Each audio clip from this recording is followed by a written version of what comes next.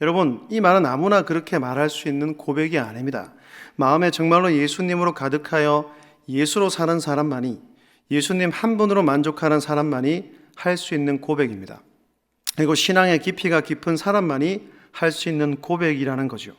신앙의 선배들 가운데 이처럼 죽고 싶어하는 사람들이 많았습니다. 예를 들어 초대교회 교부였던 이그나티우스는 순교를 간절히 갈망했습니다. 죽기를 원했다는 거죠.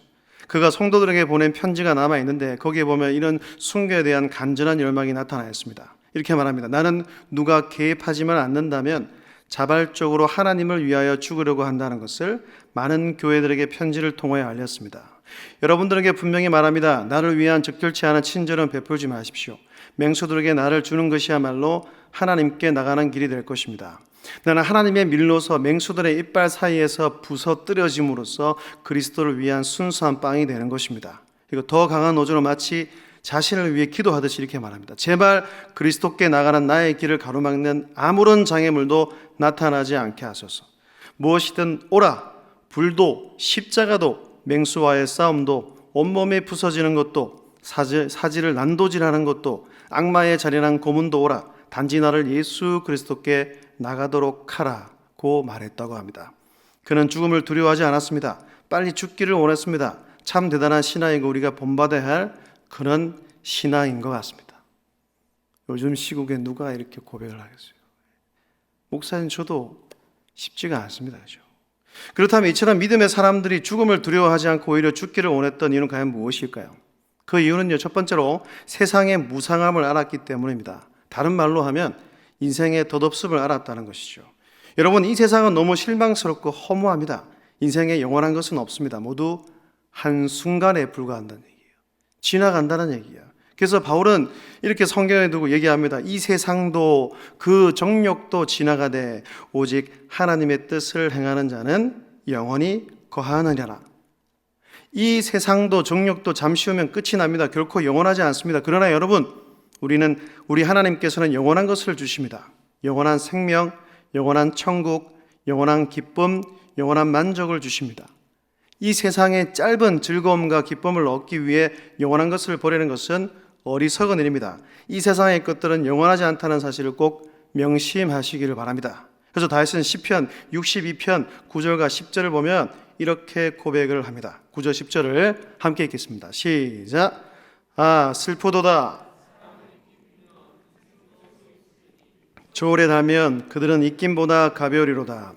포악을 의지하지 말며 탈취한 것으로 허망하여 지지 말며 재물이 늘어도 거기에 마음을 두지 말지어다. 아멘. 그리고 그의 아들이었던 모든 것을 가졌던 모든 것을 누렸던 솔로몬, 정말 이 시기에 태어나서도 가장 부자로 살았던 그가 마지막 회심에서 이렇게 고백을 하지요. 전도서 12장 13절입니다.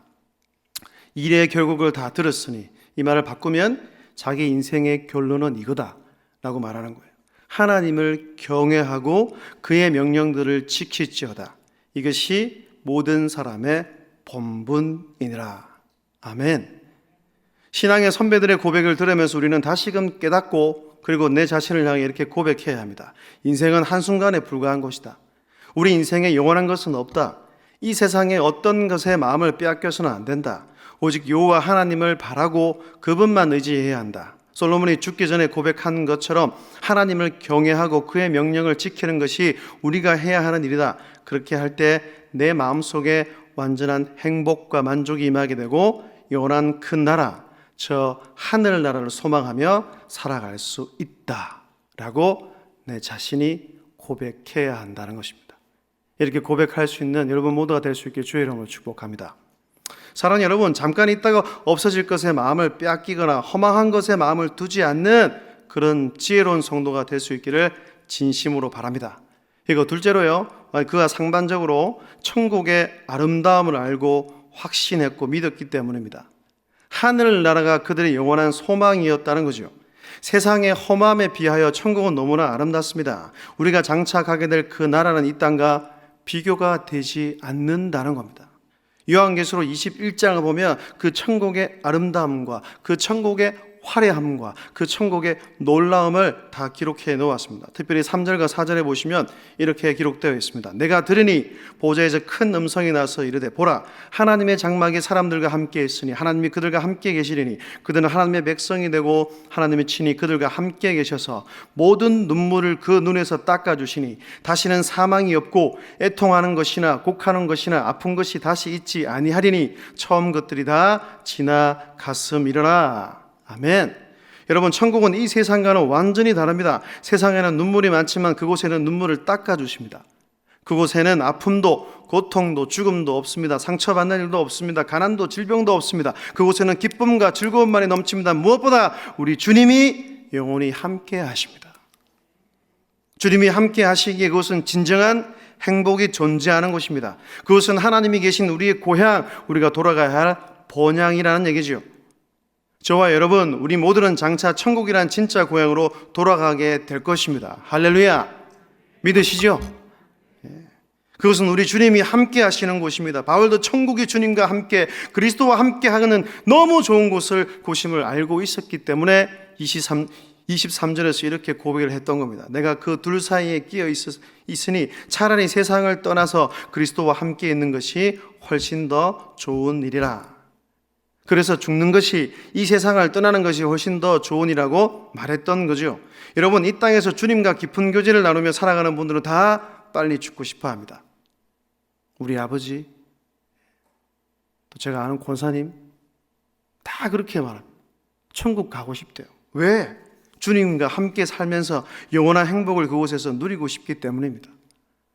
그분들은 하나같이 주님만이 진정한 만족과 행복을 주시는 유일한 분으로 믿습니다. 이 세상의 것들로는 만족할 수 없다는 것을 너무나 잘 안다는 거예요. 주님의 사랑, 그 은혜를 맛본 사람은 이 세상의 사랑에 만족하지 못합니다. 그래서 이들은 천국에서 주님을 만날 그 시간을 기다립니다. 심지어 죽음까지도 두려워하지 않고 오히려 그 순간을 애타게 기다리고 또 기다리게 된다는 얘기예요. 성도의 죽음이 영원한 작별, 영원한 끝이 아닌 영원한 삶으로 들어가는 영혼을 향한 시작이라는 사실을 믿기 때문입니다. 여러분, 세상 사람들은요, 죽음이란 모든 것을 잃어버린 것이라고 생각합니다. 수고해서 벌어놓은 재산, 물질을 잃고 사랑하는 가족을 잃고 모든 것을 다 잃고 한 줌의 흙으로 사라지는 것이 죽음이라고 생각합니다. 그래서 이 죽음을 맞이할 때가 되면 모든 것이 아쉽고 괴롭고 후회스럽고 고통스럽고 두려울 수밖에 없는 거죠. 하지만 이 그리스도를 믿는, 예수님을 영접한, 함께 동행했던 이 믿는 성도에게 있어서 죽음은 잃는 것이 아니라 완전히 얻는 것입니다. 성도의 죽음은 우리 곁을 먼저 떠난 사랑하는 믿음의 가족들을 천국에서 다시 만나는 것입니다. 주님과 함께 함으로 영원한 행복을 얻는 것입니다. 그것을 실제로 영원히 누리는 것입니다. 그래서 바울은 이러한 천국에 갈 날을 열망하며 그곳에서 누릴 영광을 생각하며 하루하루를 살았다는 겁니다. 여러분, 평생 신앙생활을 했는데도 마지막에 죽음 앞에서 벌벌 떠는 것은 너무나 안타까운 일이지요. 그렇게 되지 않기를 원합니다. 확신하세요? 근데 죽음 앞에서 떠는 분들도 있어요. 교회를 다녔는데도 불구하고. 우리가 죽음을 두려워하지 않는 믿음과 용기를 가지기를 원합니다. 험한 이 세상에 우리의 마음을 빼앗기지 않기를 원합니다. 천국의 그 아름다움을 바라보고 그것을 기대하고 그것만이 우리의 진짜 소망임을 확신하며 살아가는 여러분 모두가 다 될 수 있기를 주의 이름으로 축복합니다. 이런 사람은요, 죽음을 초월하여 살기 때문에 살고 죽는 모든 문제를 다 하나님께 맡깁니다. 그리고 이 땅에서의 삶을 헛되이 보내지 않습니다. 자신의 이익과 자신의 욕망을 위해 살지 않고 오직 주님의 영광을 위해서 살아갑니다. 주님이 주신 사명을 이루기 위해 최선을 다한다는 것입니다. 여러분, 바울이 주님을 만난 후 어떤 삶을 살았습니까? 주님 곁으로 가기 전까지 무엇을 위해 어떻게 살았습니까? 사도 바울은 정말 목적이 분명한 삶의 이유가 명확했다는 겁니다. 여러분, 인생의 가치는요, 그 사람이 어떤 환경에서 살았는가, 그 사람이 얼마나 오래 살았느냐, 그 사람이 얼마나 많은 것을 남겼느냐에 의해 정해지지 않습니다. 오히려 그 사람이 무엇을 위해 살았는가에 의해 결정됩니다. 어떤 목적을 위해 살았는가 하는 것이 중요하다는 것이요. 성경에 나오는 믿음의 사람들은 하나같이 열악한 환경, 최악의 상황에도 불구하고 자신의 목적을 잃지 않고 전진했던 사람들입니다. 위대한 지도자 모세를 한번 떠올려 보십시오. 모세는 얼마든지 편하게 살 수 있었습니다. 애굽 나라의 공주의 아들로 칭송을 받고 마음껏 누리며 살 수 있었습니다. 그러나 그는 그것을 거절하고 이스라엘 백성과 함께 고난받는 것을 자처했습니다. 히브리서 기자는 이렇게 언급하지요. 11장 24절부터 26절까지를 함께 읽겠습니다. 시작. 믿음으로 거절하고 도리어 하나님의 백성과 함께 고난받기를 잠시 죄악의 낙을 누리는 것보다 더 좋아하고 그리스도를 위하여 받는 수모를 애굽의 모든 보화보다 더 큰 재물로 여겼으니 이는 상 주심을 바라봄이라. 아멘. 거절하고 고난받기를 더 좋아하며 그리스도를 위하여 받는 수모를 더 큰 재물로 여겼다는 거예요. 여러분, 모세가 그렇게 할 수 있었던 동기 이유는 삶의 목적과 하나님께서 자신에게 주신 사명을 발견했기 때문입니다. 이거 그 천국에 대한 소망이 확실했기 때문이라는 거예요. 이렇듯 목적이 확실한 사람은 머뭇거리지 않습니다. 뒤돌아보지 않습니다. 후회하지도 않습니다. 흔들리지도 않습니다. 오직 목적을 이루기 위해 앞으로 나아갑니다. 그 길이 아무리 힘들고 어렵다 해도 멈추지 않습니다. 성경에 나오는 믿음의 사람들, 수많은 신앙의 선배들이 다 그렇게 살았다는 것입니다. 그러면 사도 바울의 삶의 목적은 무엇이었습니까? 그는 오직 그리스도를 존귀하게 하는 삶을 살기를 원했다는 겁니다. 1장 20절과 21절에서 이렇게 고백을 하죠. 이 구절도 함께 읽겠습니다. 시작. 나의 간절한 기대와 소망을 따라 아무 일에든지 부끄러워하지 아니하고 지금도 전과 같이 온전히 담대하여 살든지 죽든지 내 몸에서 그리스도가 존귀하게 되게 하려 하나니 이는 내게 사는 것이 그리스도니 죽는 것도 유익함이라. 아멘. 살든지 죽든지 내 몸에서 그리스도가 존귀하게 되게 하려 하나니 이는 내게 사는 것이 그리스도니 죽는 것도 유익함이라. 여기서 내 몸에서란 내 몸을 사용해서라는 말입니다. 그리고 내 몸으로 있는 동안에, 즉 살아있는 동안에라는 뜻도 되고 내 전 존재를 바쳐서라는 의미도 됩니다. 즉 바울의 몸이 그리스도를 존귀하게 하는 도구, 수단, 영역이 된다는 의미입니다. 이걸 다르게 표현하면 그는 몸을 가지고 살아가는 동안 그 몸을 통해 주님을 존귀하게 하는 것이 그의 유일한 목표였다는 것입니다. 그래서 그는 비록 감옥에 갇혀서 고생하고 있었지만 주님의 뜻을 이룰 수만 있다면 기꺼이 감옥 생활도 견뎌내기로 한 것입니다. 또 죽어서 주님이 존귀하게 되신다면 자신의 생명을 기꺼이 드릴 준비가 되어 있었던 것입니다. 사도 바울은 자신의 존재를 통하여 그리스도께서 존귀하게 되기를 소원했습니다. 이를 위해서라면 살고 죽는 것은 아무 문제가 아니었습니다. 그는 비록 감옥에 갇혀 있지만 그리스도를 높일 수만 있다면 그것으로 만족했고 그것으로 충분했습니다. 로마서 14장 8절 9절에서 바울은 이렇게 고백을 하지요. 우리가 살아도 주를 위하여 살고 죽어도 주를 위하여 죽나니 그러므로 사나 죽으나 우리가 주의 것이로다. 이를 위하여 그리스도께서 죽었다가 다시 살아나셨으니 곧 죽은 자와 산 자의 주가 되려 하심이라. 할렐루야. 사랑하는 여러분, 우리는 주의 것입니다. 그분이 우리를 대신하여 죄의 값을 치르셨고 십자가에서 죽으심으로 우리를 죄악에서 건지셨습니다. 사망에서 생명으로 옮기셨습니다. 그리고 3일 만에 부활하셔서 다시 살아나심으로 이 자리에 있는 우리 모두를 살리셨다는 것입니다. 영원히 사는 존재로 만들어주시고 변화시켜 주셨습니다. 바울은 이 사실을 확실히 알고 믿었기에 자기 자신을 그리스도의 종이라고 말했습니다. 자발적인 종이 되어 오직 주님의 뜻을 위해 주님이 주신 사명을 위해 살았다는 것입니다. 사랑하는 여러분, 우리도 마찬가지입니다. 바울처럼 우리도 주님의 놀라운 은혜로 말미암아 그리스도의 종이 되었습니다. 그러므로 마땅히 우리는 그분을 위해 살아야 합니다. 우리는 주님의 것이기 때문입니다. 여기에 대해서는 두말할 필요가 없습니다. 우리는 그리스도를 위해 그리스도 때문에 살아가는 존재입니다. 삶의 모든 영역을 통해 그리스도를 존귀하게 만드는, 다시 말해 삶의 전 영역, 나의 몸을 통해 나의 생각, 나의 말, 나의 모습, 나의 행동, 나의 직업, 나의 생활, 더 나아가 내가 받은 직분까지 그것을 통해 그리스도를 높이고 그리스도의 영광을 드러내는 주의 백성이 되어야 한다는 것입니다. 여러분, 올 한 해도 훌쩍 지나갔습니다.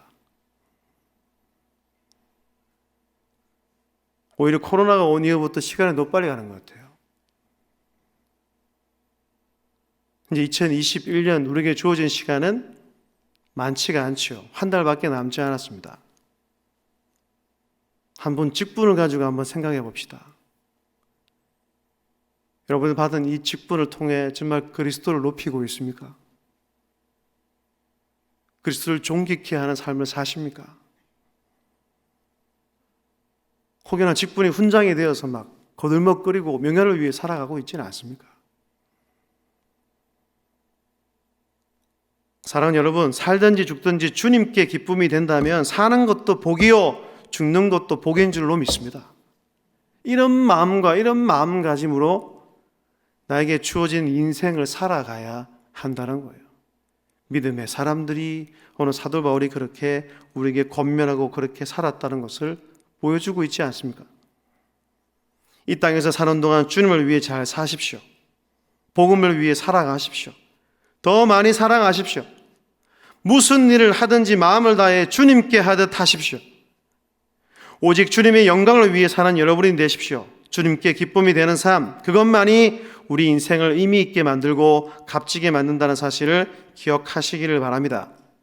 우리가 행하는 모든 것이 다 주님의 영광을 위하여 사는 것임을 잊지 말고 오직 그분의 영광을 위해 끝까지 달려가는 믿음의 백성들이 되시기를 주님의 이름으로 축복합니다.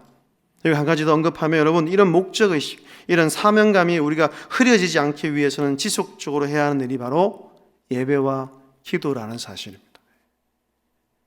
그것을 이루어가게끔 만드는 동력이 바로 예배와 기도입니다. 기도. 날마다 기도하는 것입니다. 날마다 예배 드리는 것입니다. 우리 자신을 기도 속에 두고 예배 속에 두는 겁니다. 그러면 성령께서 그걸 잊지 않게 하실 겁니다. 내가 왜 살아가는지, 내가 왜 먹는지, 내가 그 직업을 가지고 왜 열심히 살아가야 하는지를, 그 목적의식을 분명하게 하고 명확하게 하고 잊지 않도록 우리 성령께서, 주님께서 도와주신다는 겁니다. 어떤 어려움과 고통이 있더라도 삶의 목적을 위해 살아가는 나 자신이 되게 해달라고 기도하십시오. 그리고 하나님이 주신 목적의 삶에 초점을 두고 살아가는 나 자신이 되게 해달라고, 그리고 오직 주를 위해, 오직 복음을 위해 달려가는 나 자신이 되게 해달라고 기도하시기를 바랍니다. 나의 힘으로, 나의 능력으로 할 수 있는 것이 아닙니다. 오직 하나님의 힘으로, 성령의 능력으로 이 일을 감당할 수 있습니다. 성령 충만해야 한다는 것입니다. 우린 지금도 막 싸우고 있잖아요. 마귀는 수시로 우리를 넘어뜨리고 유혹하지 않습니까? 네가 주인이다. 네 마음대로 살아라. 네 이익과 네 유익을 위해 살아가고 속삭이고 있습니다. 그런데 하나님은 그렇지 않다고 말씀합니다. 그런데 하나님을 가까이 하지 않고 깨어있지 않으면 마귀에게 넘어갑니다. 오히려 말씀드렸지만 직분이 훈장이 되어서 넘어지는 경우가 너무 많이 많습니다. 성령 충만하기를 주의 이름으로 축복합니다. 그래서 날마다 성령님의 인도를 받아 주님을 기쁘시게 하는 삶을 살아가는 여러분들이 다 될 수 있기를 주님 이름으로 축복합니다. 오늘 하루도 얼마 남지 않았습니다. 잘못했으면 돌이키면 됩니다. 다시 주님의 영광을 위해 달려갑시다. 주님의 것이니 내가 갖고 있는 모든 것을 전 인격과 전 영역을 통하여 하나님을 높이고 그리스도를 존귀케 하는 삶을 사는 여러분들 다 될 수 있기를 주의 이름으로 축복합니다.